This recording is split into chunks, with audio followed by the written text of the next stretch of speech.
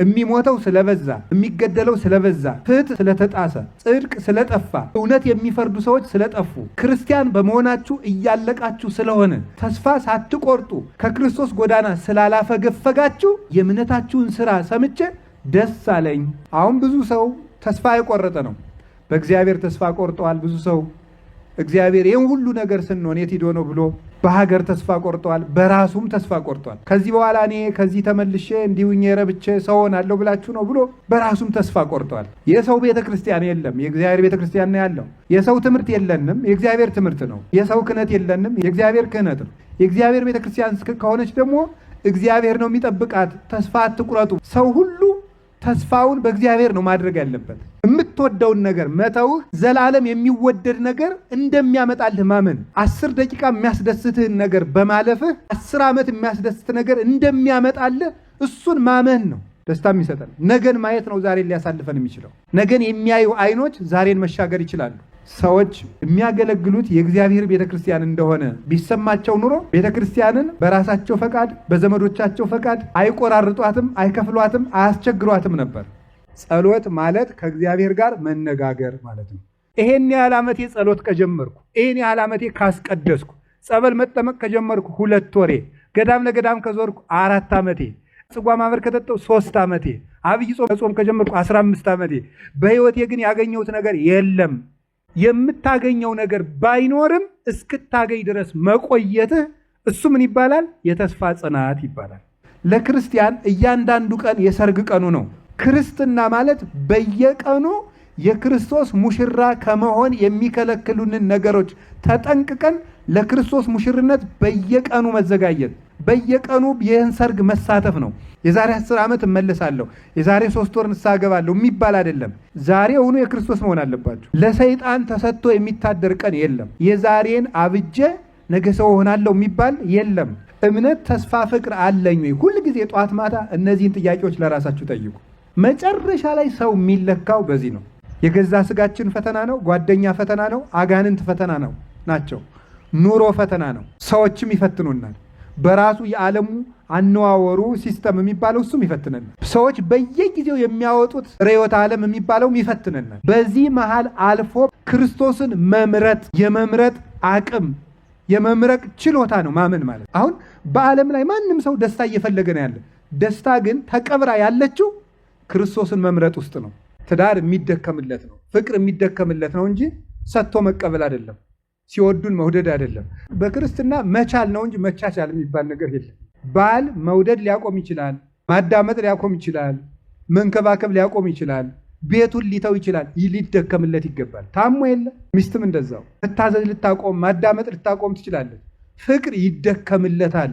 እስከምን? እስከ ደም ድረስ። ፍቅር የሚደክሙለት እንጂ እየሰጡ የሚቀበሉት አይደለም። ፍቅር መስጠት እንጂ መቀበል አይደለም።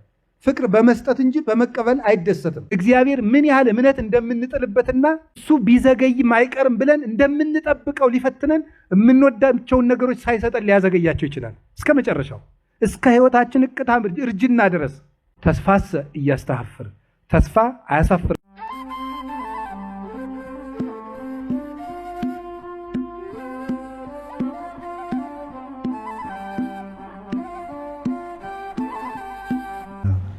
ወወልድ ወመንፈስ ቅዱስ አሐዱ አምላክ በስመ አብ ወወልድ ወመንፈስ ቅዱስ አሐዱ አምላክ በስመ አብ ወወልድ ወመንፈስ ቅዱስ አሐዱ አምላክ።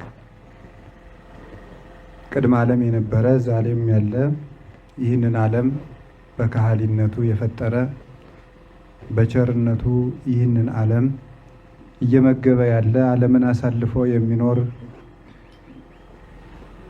ሁላችንንም በቸርነቱ ለድነት የጠራን የአባቶቻችን አምላክ ጌታችን መድኃኒታችን ኢየሱስ ክርስቶስ በቸርነቱ ላደረገልን ሥራ ሁሉ ከባሕሪ አባቱ ከአብ ከባሕሪ ሕይወቱ ከመንፈስ ቅዱስ ጋር ዛሬም ዘወትርም ስሙ የተመሰገነ ይሁን።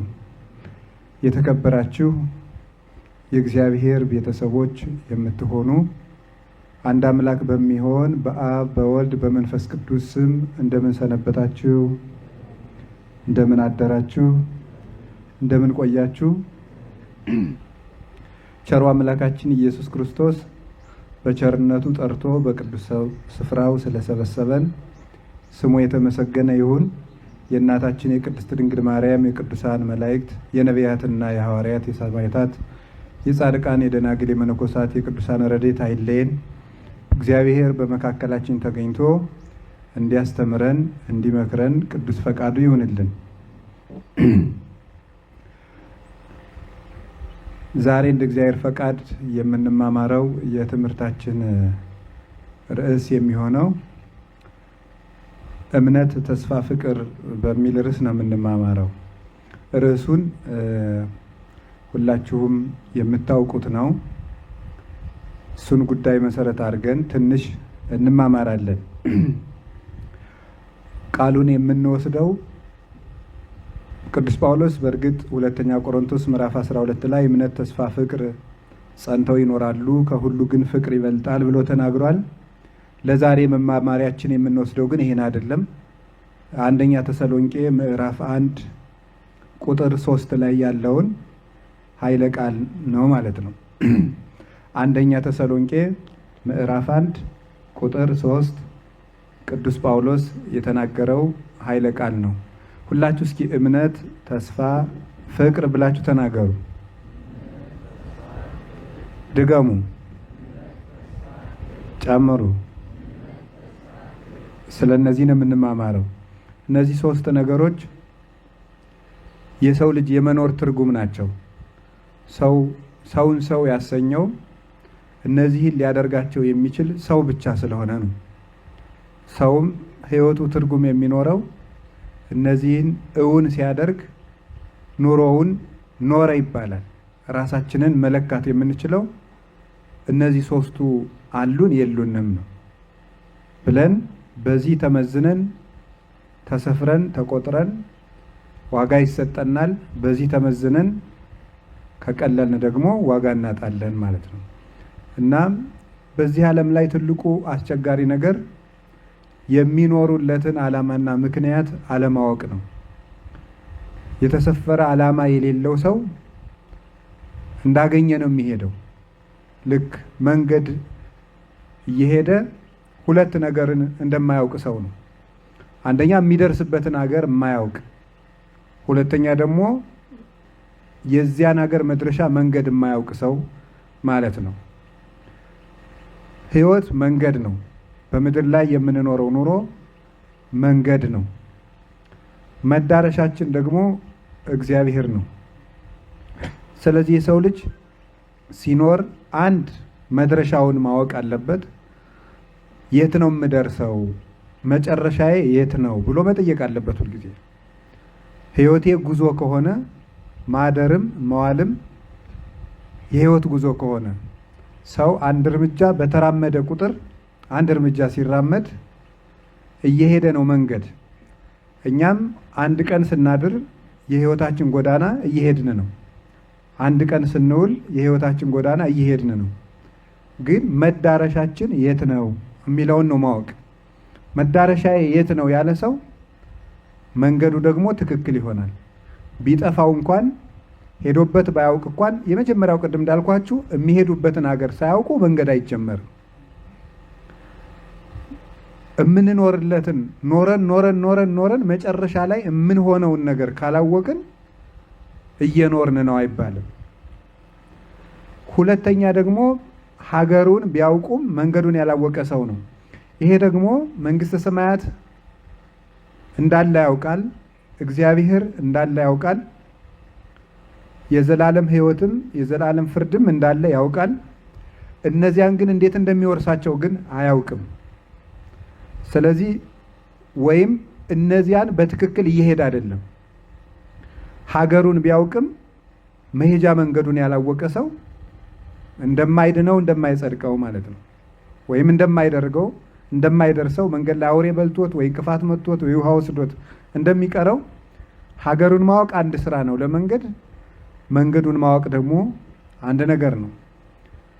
መንገዱን እንዴት ነው የምሄደው ብሎ ደግሞ ማወቅም ሌላኛው ነገር ነው። ፈጥኜ በሄድ ደርሳለሁ፣ ዝግ ብዬ በሄድ ደርሳለሁ፣ ያስተዋልኩ በሄድ ደርሳለሁ ወይስ ሳላስተውል ብሎ መጠየቅ ይገባል። ስለዚህ መንግስተ ሰማያት የመንገደኛ ጉዞ ነው የምትመስለው እና መንግስተ ሰማያት የሚሄድ ሰው መዳረሻውን ማወቅ አለበት። መዳረሻችን ደግሞ ክርስቶስ ነው። መጨረሻ ላይ ሄደን የምንኖር ሰው መንግስተ ሰማያት ክርስቶስ ነው። ዛሬም በቤተ ክርስቲያን የምንኖር ሰው መንግስተ ሰማያት ክርስቶስ ነው። እሱ መንግስተ ሰማያት ነው፣ ህይወት ነው። ወደ እሱ የምንሄድባቸው ደግሞ እሱን የምናገኝባቸው ደግሞ እንድናገኝ እግዚአብሔር የሰጠን ሶስቱ ስልቶች ደግሞ እነዚህ ናቸው። እምነት፣ ተስፋ፣ ፍቅር ነው። መንግስተ ሰማያትን ሰው ኋላም ሂዶ ይወርሰዋል። ዛሬ የወረሰውን መንግስተ ሰማያት ነው ኋላ ሊወርስ የሚችለው። የዛሬው አረቦን ይባላል። አረቦን ማለት መያዣ ማለት ነው። መያዣ ፈለማ ማለት ነው። አንድ ሰው አንድ ገበሬ መሬት ሲሰጠው መሬቱን በትክክል ተረክቦ ሙሉ እርሻ እስከሚያርሰው ድረስ ትልም ወይም ፈለማ የሚባል አልፎ አልፎ ያርሰዋል። እሱ መያዣ ፈለማ፣ መሬቱ የኔ ነው እንደማለት ነው። ወይም ደግሞ ነገ ሙሉ ዋጋ ሰጥተን የምንገዛውን እቃ ዛሬ ቀብድ እንደመክፈል ማለት ነው። ስለዚህ ዛሬ በህይወታችን ውስጥ የመንግስተ ሰማያት አረቦን ካለ ነገ መንግስተ ሰማያት እንወርሳለን። መንግስተ ሰማያትን በእጃችን እንደተያዘ ንብረት እንዳወቅነው ነገር የሚያስረግጥልን ነገር እምነት፣ ተስፋ፣ ፍቅር ነው። መንግስተ ሰማያት ሩቅ አገር ሆና ክንፍ ኖሯት በክንፍ በራ፣ እግር ኖሯት በእግር ተሽከርክራ የምትመጣ ሀገር አይደለችም። መንግስተ ሰማያት በሰው ልብ ውስጥ የምትኖር እምነት፣ በሰው ልብ ውስጥ ያለች ተስፋ፣ በሰው ልብ ውስጥ ያለች ፍቅር ናት። ልክ እንደተዳፈነ እሳት ማለት ነው። ጌታ ለዚህ ነው ሉቃስ ወንጌል ምዕራፍ 17 ቁጥር 21 ላይ መንግስተ ሰማያት ይብልዋ ነያ ካህክ ወነያ ዘየ፣ መንግስተ ሰማያት በዚህ አለች በዚህ የለችም አይባልም፣ በዚህ ጊዜ ትመጣላችም አትባልም። መንግስተ ሰማያት ነያ ማእከሌክሙ፣ የእግዚአብሔር መንግስት እነሆ በመካከላችሁ አለች ይላል። የእግዚአብሔር መንግስት የሆነ ጊዜ የምትመጣ ሀገር ወይም ዙፋን አይደለችም። የእግዚአብሔር መንግስት ዛሬ በመካከላችሁ አለች ይላል። ማንኛውም ሰው አሁን በመንግስተ ሰማያት መሃል ነው የሚኖረው። ያን መንግስተ ሰማያት ግን እውን የሚያደርገው እንደተዳፈነች እሳት ብያቸዋለሁ ቅድም። ጌታ እንዲህ ብሎ ነበረ ሉቃስ 12 ቁጥር 49 ላይ ሲናገር እሳተ አምጻይኩ ለብሔር ምንተ እፈቅድ ዘእንበለ አንድዶታ፣ ለዚች ምድር እሳት ይዤ መጥቻለሁ ላነዳት ነው እንጂ ምን እፈልጋለሁ? የነደደች ከሆነች ዘንድ ምን እሻለሁ ይላል። እግዚአብሔር ኢየሱስ ክርስቶስ ወደዚህ ዓለም ከእመቤታችን ከቅድስት ድንግል ማርያም ስጋን ተዋህዶ ሲገለጥ የመጣ እሳት ይዞ ነው የመጣ። እኔ የምፈልገው ምንድን ነው አለን ጌታ? ያችን እሳት እንድታነዷት እንድታቀጣጥሏት ነው ይላል። መንግስተ ሰማያት እምነት፣ ተስፋ፣ ፍቅር ናቸው። መንግስተ ሰማያት በመካከላችሁ ናት ብሎናል። በመካከላችን ናት ማለት በሰውነታችን ውስጥ ባመኑ ሰዎች ውስጥ እንደተዳፈነች እሳት ሆና የምትኖር ናት። እሷ መንግስተ ሰማያት ደግሞ እምነት ናት። እሷ መንግስተ ሰማያት ተስፋ ናት። እሷ መንግስተ ሰማያት ፍቅር ናት። ይቺ እሳት እንጨት ካልጨመሩላት ወይም አመዱ ካልተገለጠ ብርሃኗ አይገለጥም። እንደዚሁም ሁሉ በልቡናችን ያለውን ያወቅነውን እምነት፣ ተስፋ፣ ፍቅር ራሳችን እንጨት ጨምረን ብርሃኑ በእኛ ላይ እንዲገለጥ ካላደረግነው መንግስተ ሰማያት በእኛው ተሰውራ ኑራ ከኛው ትለያለች። ስለዚህ መንግስተ ሰማያትን እንጨት ጨምረን እሳት እቤት ስላስቀመጡት ሊነድ አይችልም። እምነት በልብ ስላስቀመጡት ብርሃኑን ሊያገኙት አይችልም። ተስፋ ልብ ውስጥ ስላለ ብቻ በስራ ካልተገለጠ እንደዚሁ ነው። ስለዚህ አምኖ እምነቱን እውን የማያደርግ ሰው እሳትን ለተግባር ፈልጎ ከቤቱ አስቀምጦ ምንም እንጨት ሳይጨምር ያስቀመጠ ሰውን ይመስላል። ያ እሳት ከመጥፋት በስተቀር ለሱ ወይም አይሞቀውም ወይም ብርሃኑ ሊጠቅመው አይችልም። እንደዚሁም ሁሉ አምኖ እምነትን አዳፍኖ ካስቀመጡት የጠፋ እሳት ማለት ነው። ይጠፋል፣ ከኛ ይለያል። ማንም ያለህን እንዳይወስድብህ በእጅህ ያለውን ነገር አጥብቀህ ያዝ። ራዕየ ዮሐንስ ምዕራፍ 3 ላይ እምነት ይወሰዳል፣ ተስፋ ይወሰዳል፣ ፍቅር ይወሰዳል፣ መንግስተ ሰማያት ትወሰዳለች። የእግዚአብሔር መንግስት ለሌሎች እሰጣለሁ ብሎ ሉቃስ ወንጌል ማቴዎስ ወንጌል ምዕራፍ 21 ላይ እንደነገረን ፍሬ ለሚያፈሩ ሰዎች እሰጠዋለሁ እንዳለ ይነሳል። እንደዚያ የማታደርግ ከሆነ ለብ ያልክ ሁነህ የምትኖር ከሆነ ወይም አልቀዘቀዝክ ወይም አልሞቅ ይላል። ይኮንከ ምውቀ ወማኮ ቆሬረ ቀዝቃዛም ወይም ሙቅም አይደለህም። ነገር ግን ወይ የሞቅ ወይ የቀዘቀዝክ ብትሆን መልካም ነበረ። ነገር ግን ለብ ያልክ ነህና ልተፋ ነኝ ይላል። ቀዝቃዛ አይደለህም ማለት አልተማርኩም ብለህ እንዳያስተምሩ አልተማርኩም አትልም። ትትና የለህም። አዋቂ ነኝ ነው የምትለው። እንዳያስተምሩ ቀዝቃዛ አይደለም። ቀዝቃዛ ብትሆን መልካም ነበር ማለት ያሞቁሃል። ቀዝቃዛ ነው የተባለን ውሃ ያሞቁታል። ልክ እንደዚህ አልተማርኩም፣ አላውቅም፣ ኃጢአተኛ ነኝ፣ ጸልዩልኝ፣ እርዱኝ ብትል ይረዱህ ነበረ። ግን ቀዝቃዛ አይደለህም ለብ ያልክ ነህ ማለት አጓጉል ነህ፣ አዋቂ ነህ። ሙቅ ደግሞ አይደለህም ማለት ወይ ደግሞ ያወክነህ አዋቂ ነኝ ብለህ በአዋቂነት ሲቀበሉ ወይ አትሰራም ወይ አትስተካከልም ወይም ደግሞ ራስህን አትለውጥም። እንዲሁ ለብ ያልክ ነህ ማለት አላወቅኩም ብለህ አትማርም፣ አውቄያለሁ ብለህ አትሰራም፣ እውቀትህም ለሰው አይተርፍም። እንደዚህ ያለ ኑሮ አትኑር ነው። እንዲያ ከሆነ እወስደዋለሁ፣ መቅረዙን ካንተ አጠፋዋለሁ ይላል። ስለዚህ እግዚአብሔር ለእኛ የሰጠን እምነት፣ ተስፋ፣ ፍቅር ሕይወታችንን ቀምመው መንግሥተ ሰማያትን በእጃችን ጭብጥ አድርገን እንደያዝ ነው እንደ ራሳችን ዕቃ ያህል እንዳይወሰድ የሚያደርጉን ሶስቱ መጠበቂያዎቻችን ናቸው። ቅዱስ ጳውሎስ እምነት፣ ተስፋ፣ ፍቅር ብሏል። ቅዱስ ቄርሎስ ደግሞ እነዚህ ቅዱስ ጳውሎስ ለቤተ ክርስቲያን የተናገራቸው የቤተ ክርስቲያን ውበቶች ናቸው ይላል። ሰለስተ ስነ አወፈያ ብፁዕ ጳውሎስ ለቅዱስ ቤተ ክርስቲያን። ንዑድ ክቡር የሚሆን ቅዱስ ጳውሎስ ለቤተ ክርስቲያን እነዚህን ሶስት ውበቶችን ሰጠ ይላል። እግዚአብሔር ለቤተ ክርስቲያን የሰጣቸው ሶስት ውበቶቿ እምነት፣ ተስፋ፣ ፍቅር ናቸው። እፍረኪ በሃይማኖት በፍቅር ጌታ ሲናገር የትንቢተ ሆሴዕ ምዕራፍ 2 ቁጥር 18 ላይ እስራኤል ሆይ አንቺን በፍቅር በሃይማኖት አጭሻለሁ ብሎ ተናግሯል። እንደምታውቁት ቤተክርስቲያን ቅዱስ ቤተክርስቲያን የክርስቶስ ሙሽራ ናት። ቅዱስ ሄሬኔዎስ ሃይማኖተ አበው ምዕራፍ 7 ቁጥር 19 ላይ እንደተናገረ መራዊ ሀለ ቤተክርስቲያን የቅድስት ቤተክርስቲያን ሙሽራዋ ነው ይለዋል ክርስቶስን። ኖላዊ ሆሙ ለእስራኤል የእስራኤል ሙሽራ የእስራኤል እረኛቸው ነው። መያጢ ሆሙ ለለ ተሃጉሉ የጠፉትን የሚመልሳቸው እሱ ነው። ስለዚህ ክርስቶስ የቤተክርስቲያን ሙሽራ ናት። ሴት ለባሏ እንድታጌጥ ለሙሽርነት ቀኗ ንጽህናዋን ጠብቃ መልበስ ያለባትን ለብሳ እንደሚገባ ሆና እንድትዘጋጅ ቤተ ክርስቲያን ለሙሽራዋ ለክርስቶስ የምትለብሰው ልብሷ ሃይማኖት ነው። የምትደርበው ኩታ ፍቅር ነው። የምትኳለው ኩል ተስፋ ነው። ሌላ የላትም። የቤተ ክርስቲያን ጌጧ ይሄ ነው። የደበዘዘች ትቢያ የወረሳት የዛገች ቤተ ክርስቲያን ልትሆን የምትችለው እነዚህ ሲጠፉ ነው። እምነት፣ ተስፋ፣ ፍቅር ሲጠፉ ቤተ ክርስቲያን ጠፋች፣ ዛገች፣ የሰርግ ቀኗንም አበላሸች ይችላል። ወሀገርኒ ሀዳስ ኢየሩሳሌም ርክዋን ዘተወርድ እምሰማይ ቅድስቲቱ ሀገር ኢየሩሳሌም ከሰማይ ስትወርድ አየዋት። ናሁ ቅድሳቱ ለእግዚአብሔር ሀደረት ምስለ ጓለ እመሕያው የእግዚአብሔር ቅድስቱ ከተማ ወርዳ በሰው ልጆች መካከል አደረች ከመመራት ዘስርጉት ለመታ ይላል ራዕየ ዮሐንስ ምዕራፍ 21 ላይ። ያችም ሀገር ለባሏ እንደተዘጋጀ ሙሽራ ነበረች ብሎ ይናገራል። ስለዚህ የቤተ ክርስቲያን ጌጧ ሴት ሆም ብላ ንጽህናዋን ባትጠብቅ ሰርጓን ታበላሻለች።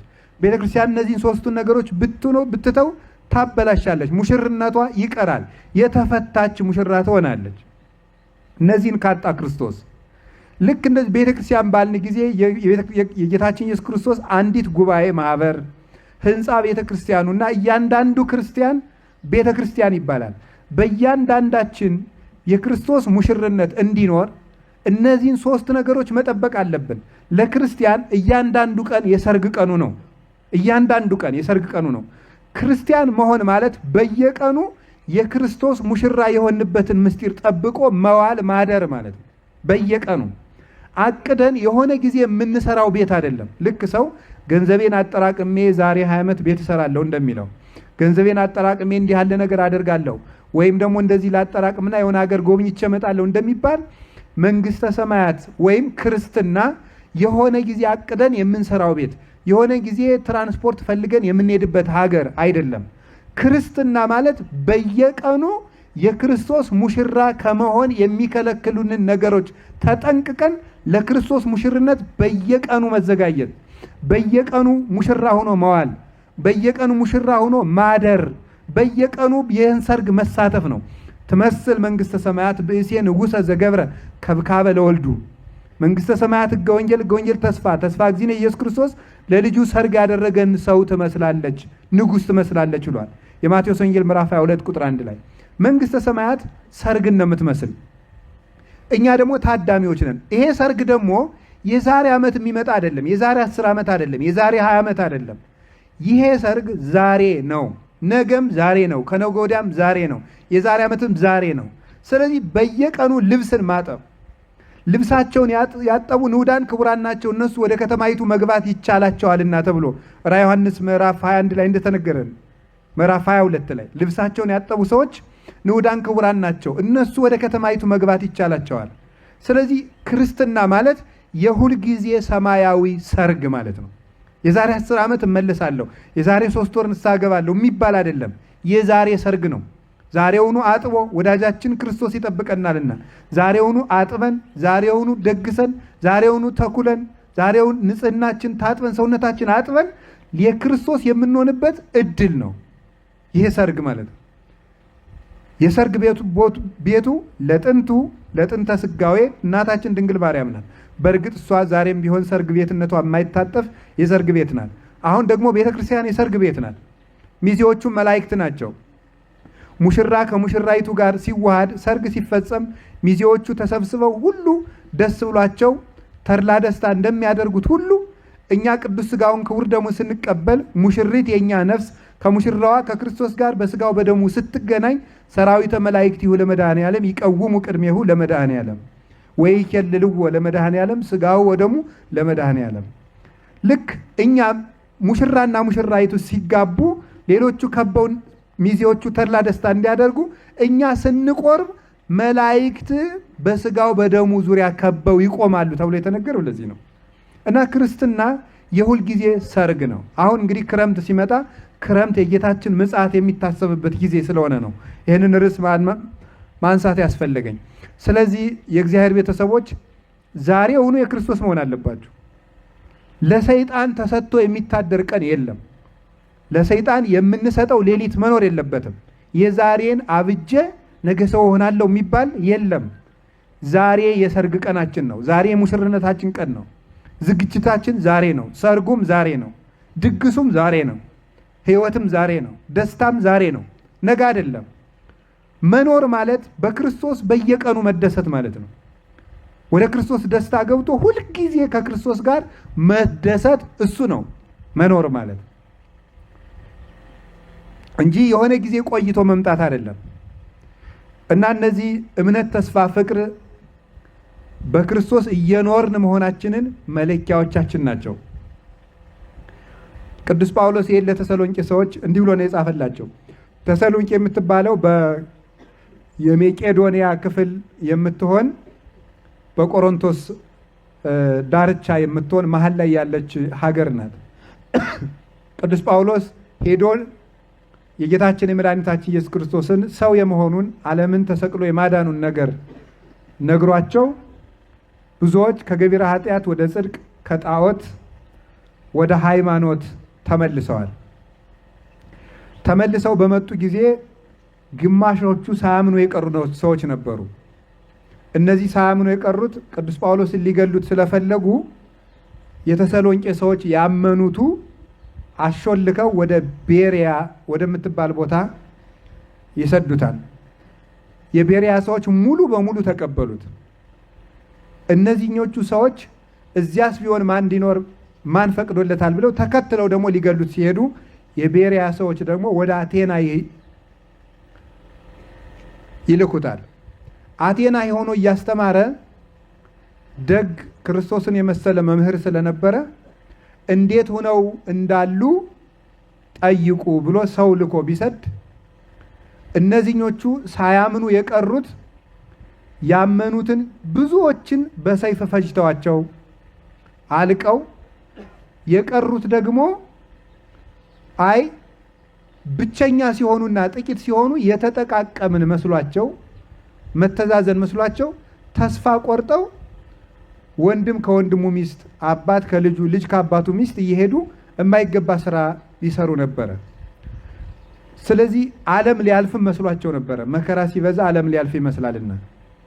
ስለዚህ ቅዱስ ጳውሎስ ኩልኬ ለለ አሃዱ ያይምር ንዋዮ ወያጥልዮ በንጽህ፣ ከእናንተ አንዱም አንዱ ገንዘቡን ይወቅ በንጽህና የሚጠብቀው፣ ወይትትመንሰው በፍትወት ከማሕዛብ፣ እንደ አሕዛብም በፍትወት ድል አትነሱ ብሎ ይህንን ለማስተማር ጽፎላቸዋል። ስለዚህ ከኃጢአት ለማውጣትና ተስፋን ለመቀጠል የተጻፈ መልእክት ነው። በዚህ ሰዓት አሁን እኛም ይሄው ውስጥ ነው ያለ ነው። ግማሹ ተስፋ ቆርጧል። ትውልዱ ተስፋ ከመቁረጡ የተነሳ በኃጢአት ድል ይነሳል። እነሱም መከራው ካልቀረልን ካለቅንማ ቢያንስ ስጋችን እናስደስት ብለው ራሳቸውን እየጨረሱ ነበረ። አሁን ብዙ ሰው ተስፋ የቆረጠ ነው። በእግዚአብሔር ተስፋ ቆርጠዋል። ብዙ ሰው እግዚአብሔር ይህን ሁሉ ነገር ስንሆን የት ሂዶ ነው ብሎ በሀገር ተስፋ ቆርጠዋል። በራሱም ተስፋ ቆርጧል። ከዚህ በኋላ እኔ ከዚህ ተመልሼ እንዲሁኝ የረብቼ ሰው ሆናለሁ ብላችሁ ነው ብሎ በራሱም ተስፋ ቆርጧል። ስለዚህ የተሰሎንቄ መልእክት የተስፋ መቀጠያ መልእክት ነው። እኔ የምፈልገው እነዚህ እንዲኖሩን ነው። እንዲህ ይላቸዋል ቅዱስ ጳውሎስ እምጳውሎስ ገብሩ ለእግዚአብሔር ወጢሞቴዎስ ወሰልዋኖስ፣ ከጢሞቴዎስ የእግዚአብሔር ባሪያ ከሚሆን ከጳውሎስ ከጢሞቴዎስ ከስልዋኖስ የተጻፈላችሁ መልእክት ነው ይላቸዋል።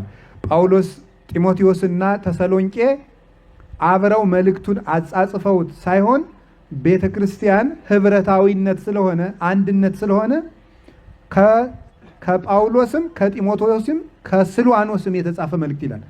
ብቻውን ሰርቶ ከደቀ መዛሙርቱ ጋር ከነሱ ጋር ነው የሰራሁት ይላል። በክርስትና አብሮ መዳን ነው እንጂ ብቸኝነት የግል ድህነት የሚባል የለም። አብሮ መዳን ነው። የክርስቶስ ህብረት ውስጥ መግባት ነው። ብቻን መጽደቅ የለውም። እንደዚህ ዓለም ብልጦች ተሻምተው እንደሚወስዱት ንብረት የቀደመ ሰው እንደሚከብርበት እንደዚህ እንደ ካፒታሊዝም ብልጣብልጥነት በብልጠት የምንጸድቀው የብቸኝነት ድህነት የለም። በህብረት መዳን፣ በህብረት መጽደቅ፣ ወደ ክርስቶስ አንዲት ህብረት መግባት ነው ክርስትና ማለት። ስለዚህ ቅዱስ ጳውሎስ ከጢሞቴዎስ ከስልዋኖስ በትህትናም ትህትናውንም ለመግለጥ ነው። ሁለተኛ ደግሞ እነሱም ደግሞ የዚህ ማህበር እንደሆኑ እንዲሰማቸው ነው። ከዛ ምን አላቸው? ለቤተ ክርስቲያን ዘተሰሎንቄ በእግዚአብሔር አብ ወበእግዚእነ ኢየሱስ ክርስቶስ፣ በጌታችን በመድኃኒታችን በኢየሱስ ክርስቶስ በእግዚአብሔር አብ በአባታችን ለሆነች ለተሰሎንቄ ቤተ ክርስቲያን ይላቸዋል። የሰው ቤተ ክርስቲያን የለም፣ የእግዚአብሔር ቤተ ክርስቲያን ነው ያለው። ይህን ሊገልጥላቸው ነው። የሰው ቤተ ክርስቲያን የለውም። የሰው ትምህርት የለንም፣ የእግዚአብሔር ትምህርት ነው። የሰው ክህነት የለንም፣ የእግዚአብሔር ክህነት ነው። የእግዚአብሔር መንፈስ ቅዱስ፣ የእግዚአብሔር ሲኖዶስ፣ የእግዚአብሔር ስርዓት፣ የእግዚአብሔር ሕግ፣ የእግዚአብሔር ጽድቅ ነው ያለን። የሰው ጽድቅ የለንም። እንደዚያ ከሆነ ደግሞ ሰው ሁሉ ተስፋውን በእግዚአብሔር ነው ማድረግ ያለበት። ተስፋ ቆርጠው ስለነበረ ሰው ሲያልቅ ተስፋችሁ ማለቅ የለበትም። የተሰሎንቄ ቤተ ክርስቲያን የሰዎች ቤተ ክርስቲያን አይደለችም፣ የእግዚአብሔር ቤተ ክርስቲያን ናት። የእግዚአብሔር ቤተ ክርስቲያን ከሆነች ደግሞ እግዚአብሔር ነው የሚጠብቃት። ተስፋ አትቁረጡ ብሎ ተስፋ ሊቀጥልላቸው በተሰሎንቄ ያለች የእግዚአብሔር ቤተ ክርስቲያን ይላል። ሰዎች የሚያገለግሉት የእግዚአብሔር ቤተ ክርስቲያን እንደሆነ ቢሰማቸው ኑሮ ቤተ ክርስቲያንን በራሳቸው ፈቃድ በዘመዶቻቸው ፈቃድ አይቆራርጧትም፣ አይከፍሏትም፣ አያስቸግሯትም ነበር። የእግዚአብሔር ቤተ ክርስቲያን ናት ቤተ ክርስቲያን። ይሄን ነገራቸው። ቀጥሎ ምን አለ? ወንዘከረክሙ ዘልፈ በጸሎትነ፣ ሁልጊዜ እናንተን በጸሎት እናስባችኋለን። ወንዘከር ቅድመ እግዚአብሔር ግብረ ሃይማኖትክሙ ወጽና ፍቅርክሙ ወትዕግሥተ ተስፋክሙ በእግዚእነ ኢየሱስ ክርስቶስ።